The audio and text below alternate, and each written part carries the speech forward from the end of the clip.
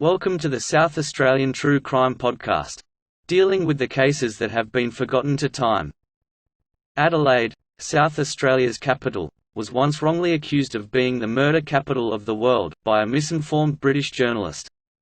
It certainly isn't the murder capital, but it does have more than its fair share of strange murders and disappearances. And these are the cases we deal with here at southaustraliantruecrime.com. All our stories are based on facts and have been thoroughly researched. Please be aware that this podcast is not recommended for people under the age of 14, as it may contain details or murders, sexual assault, or other violent crimes. If this podcast raises any issues in Australia, please contact Lifeline on 13 11 14 or Beyond Blue on 1300 032 186. All these episodes are available on YouTube, Spotify, iTunes, Google Podcasts, and in text, at the South Australian True Crime blog, at southaustraliantruecrime.com. Please like, subscribe, leave a rating or a comment. Today's sponsors are AUSTEES, the Australian T-shirt printer, and SMOKY Blues Guitars. Contact details for these businesses can be found in the show notes of this episode. Now, strap yourselves in for another South Australian true crime story. This is the story of one of Australia's most corrupt police officers, yet hardly anyone remembers him. Colin James Creed was born in Victoria in 1947. His whole family moved to Adelaide when Colin was just 10 years old.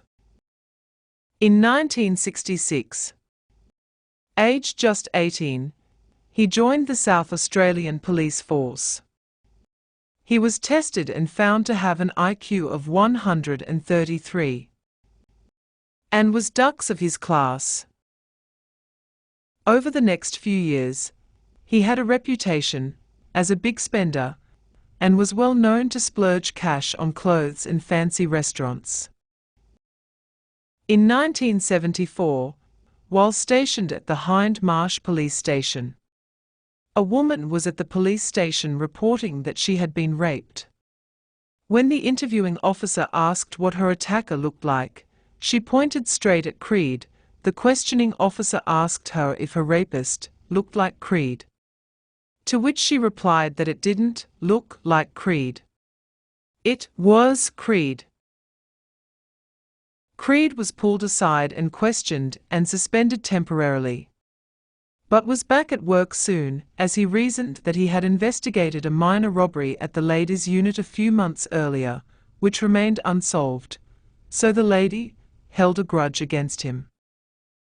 In 1979, a friendly and outgoing 20-year-old bank clerk named Anne Roberts had been out partying with friends at Jules Disco in Hindley Street.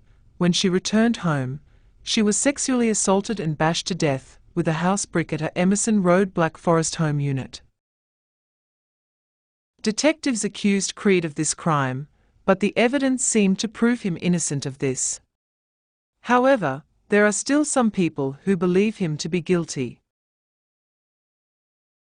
On April 10, 1980, Creed held up the Bank of South Australia at 143 Henley Beach Road, Torrensville. On April 21, he held up two banks in one day, one on Unley Road and one at Henley Beach. Then on May 5, 1981, he held up a bank at Glenelg South. This time, CCTV footage captured the disguised robber brandishing a police revolver, and the man looked kind of like Creed, wearing a beanie and sunglasses.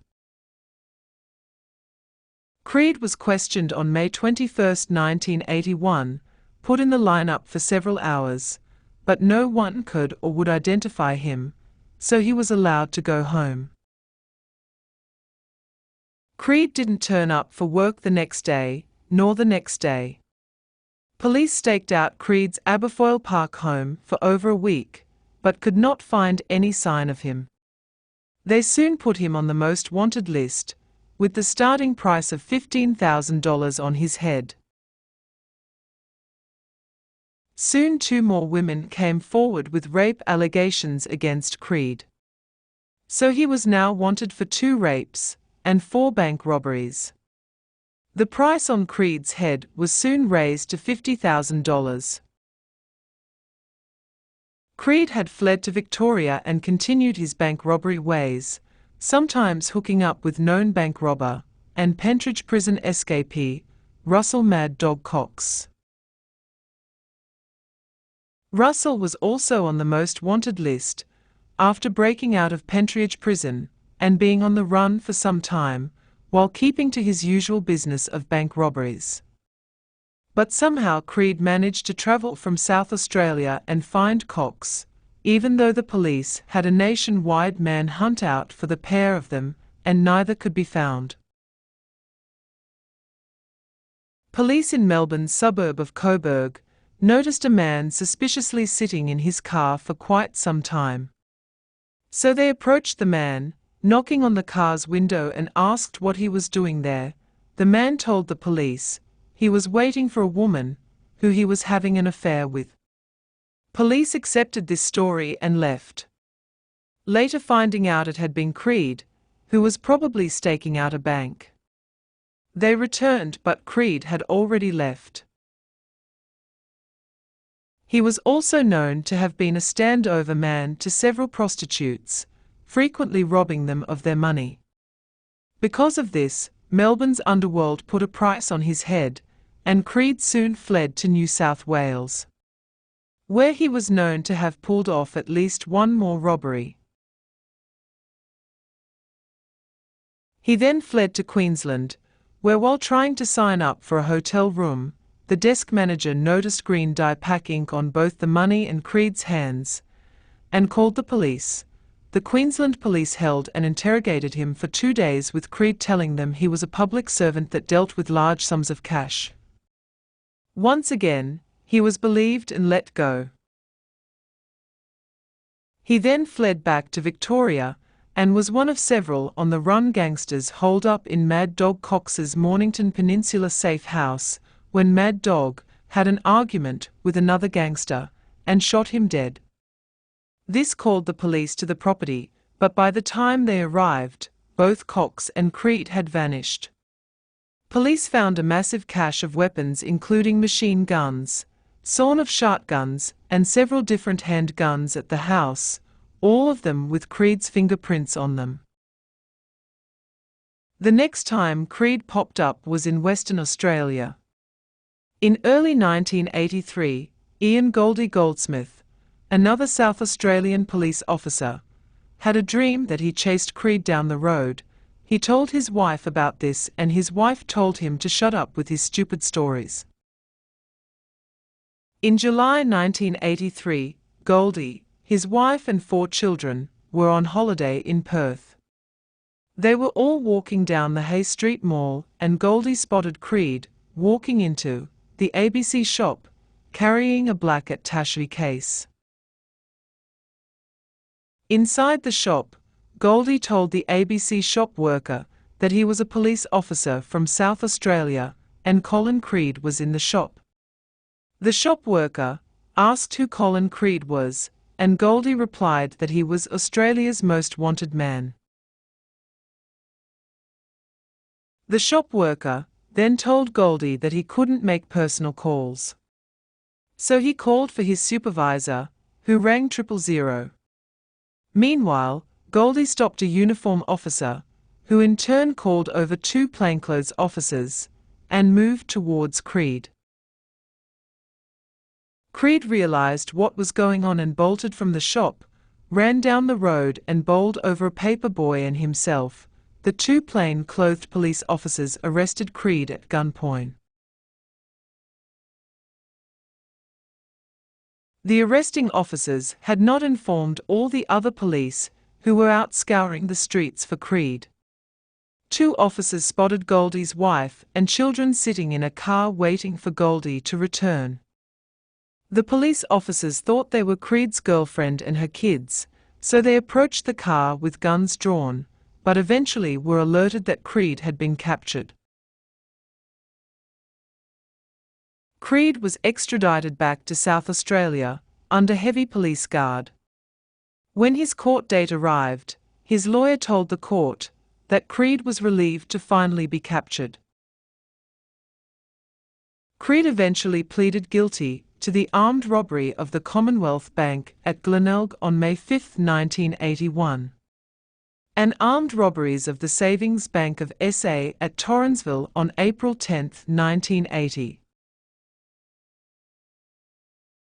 He also admitted to committing the rapes of 2 women at Umley and Henley Beach within a 24-hour period in April 1981.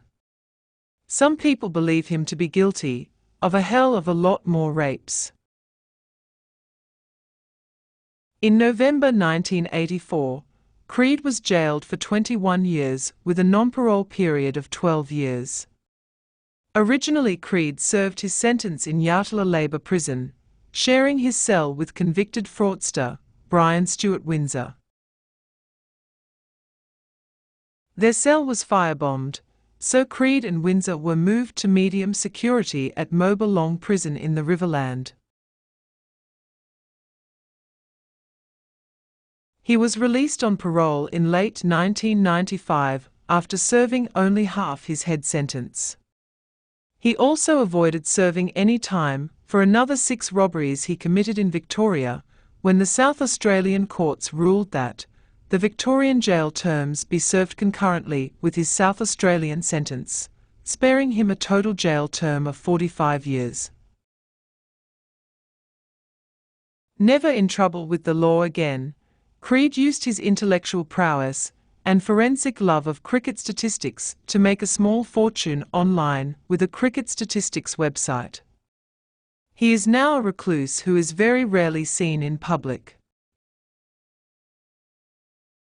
Thank you for listening to this South Australian True Crime podcast. Please remember to subscribe, like, leave a rating or comment. Show notes and links can be found on the South Australian True Crime podcast website, at southaustraliantruecrime.com.